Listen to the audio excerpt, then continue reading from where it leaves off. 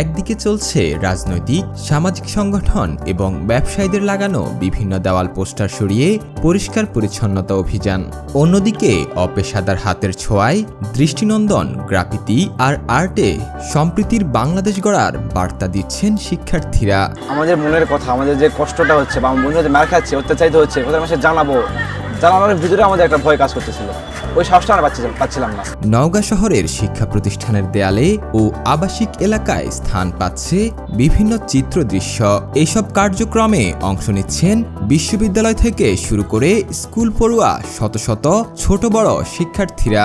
দেওয়ালকর্ম এবং গ্রাফিতিতে স্মরণ করা হয়েছে বৈষম্য বিরোধী ছাত্র আন্দোলনের শহীদদের। তবে অধিকাংশ জায়গায় স্থান পেয়েছে রংপুরের শহীদ আবু সাইদ। ধর্ম বর্ণ নির্বিশেষে সবাই যে আমরা বাঙালি, আমরা সবাই একনিষ্ঠভাবে একসাথে থাকার এই মেসেজটা দিতে চাচ্ছি। আর আমাদের যেই স্বৈরাচার সরকার ছিল, স্বৈরাচার সরকার যেন আবার না আসে, সেই মেসেজটাই দিতে চাচ্ছি। এছাড়া সবাই মিলে গর্ব দেশ, খেটে বড় হও ছেটে নয়, কি সুন্দর বিমান, একতাই বল, দেশটা কারো বাপের না, স্বাধীনতার সূর্যোদয়, ৩৬শে জুলাই, বিকল্পকে আমি তুমি আমরা, বিকল্পকে ছাত্র, কারারই লৌহ কপাট, এবার সভ্যতা আনবো, স্বাধীনতা এনেছি, সংস্কার আনবো, ধর্ম যার যার, দেশ সবার, নতুন স্বাধীনতা ২০২৪ সহ বিভিন্ন স্লোগান লেখা হয়েছে দেওয়ালগুলোতে।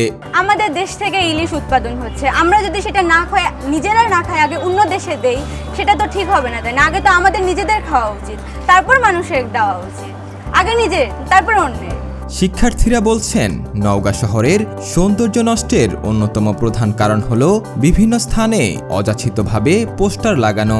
এই পোস্টারগুলো সাধারণত রাজনৈতিক, সামাজিক বা ব্যবসায়িক প্রচারের উদ্দেশ্যে লাগানো হয়। এগুলো শহরের বিভিন্ন বিল্ডিংয়ের দেওয়াল, সড়কের পাশের ফুটপাত, ল্যাম্পপোস্ট ইত্যাদি জায়গায় লাগানো হয়, যা শহরের নান্দনিকতা ও পরিপাটি ভাবকে ক্ষতিগ্রস্ত করছে। দেওয়ালে গ্রাফিতি আঁকা শিক্ষার্থীদের একটি সৃজনশীল এবং প্রতিবাদী কর্মকাণ্ড। এতে সমাজের নানা সমস্যার প্রতি দৃষ্টি আকর্ষণ করা, সম্প্রতি ঘটে যাওয়া রাজনৈতিক ও সামাজিক প্রতিবাদ যেমনি সামনে আসছে, তেমনি শিক্ষার্থীদের সৃজনশীলতা এবং শিল্পীসত্তার প্রকাশও হচ্ছে। ছাত্রদেরই মেন এখানে ভূমিকা, যে ছাত্রদের জন্য আমরা একটা ফ্যাসিস্ট সরকারের পদত্যাগ দেখতে পেয়েছি, যে তারা কিভাবে তাদের ক্ষমতা ছেড়ে পালায়ে চলে যায়।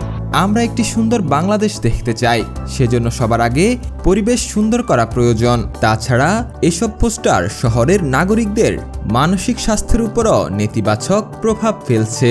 এসব সমস্যার সমাধানে সুনির্দিষ্ট নীতিমালা প্রণয়ন ও কঠোরভাবে তা বাস্তবায়ন করা প্রয়োজন। তাই আমরা সবার জায়গা থেকে এগিয়ে এসেছি বলে জানান এই শিক্ষার্থী। মনে করেন বাংলাদেশে তো বেশিরভাগ ছেলেরা খেলতেছে, এখন এখানে তো মেয়েদেরও তো হচ্ছে খেলার একটা অধিকার থাকা উচিত। অনেকে হচ্ছে বাংলাদেশের অনেক গার্জেনরা আছে যারা মেয়েরা খেলবে কেন, মেয়েরা ঘরে বসে থাকবে, এটা তো না, মেয়েরাও তো আজকাল দেশ চালাচ্ছে, তাই না?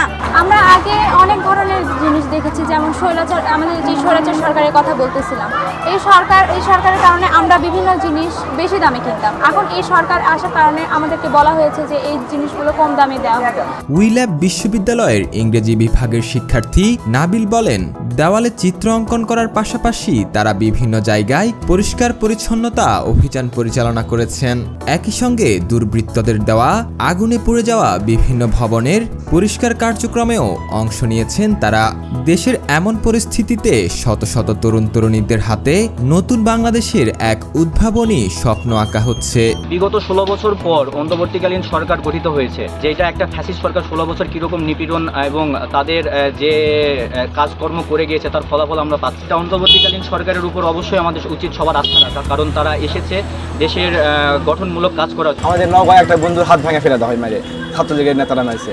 ওদের বিষয়ে আমরা কিছু করবো, আবার হাসপাতালে যাবো, ওটা ঘরে যেতে আমাদের ভয় কাজ করতেছিল যে আমাদের না ক্ষতি করে দেয়।